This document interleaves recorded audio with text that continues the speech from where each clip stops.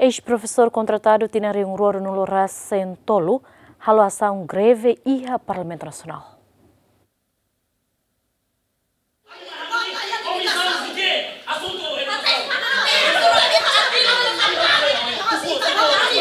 Sexta-feira, grupo ida Russi ex-professor contratado tinha Riungruaro Sentolu, ao protesto e Parlamento Nacional, onde exige Parlamento no governo a resolver o problema. Manifestantes sira halau ação também considera durante o governo la rona sira nelian. Ohin a minha intenção é mais torre a comissão zigene, também comissão zigene maka halau atendimento bai assunto educação ninian.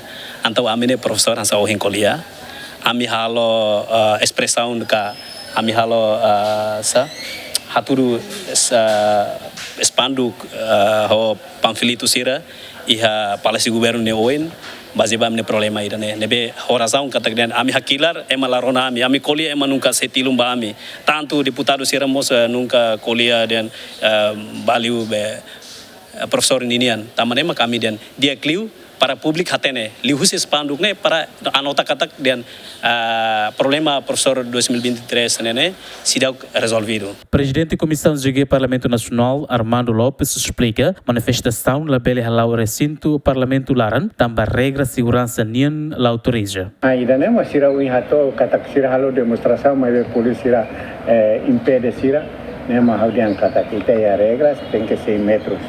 Saat ini mai a comissão juga hakara dara bandeira mas o spanduk nega mas lá todos 10 metros tá né a regras be polícia mas cari tá. Antes o Ministério da Educação anuncia ona se halau teste especial ida ba ex-professor Siragne onde foi oportunidade para sira a tutama e o sistema ensino nacional ter critérios se nebe estabelece ona e decreto lei número toleracenida para Riungruaro Sentolu loron toleracenida fulan maio. Teste se halau det ba ex-professor Sira nebe contrata ona e tina Riungruaro Sentolu nebe preenche requisito a tutama e a carreira docente nian. Adriano Verdial, David Gonçalves, GMN.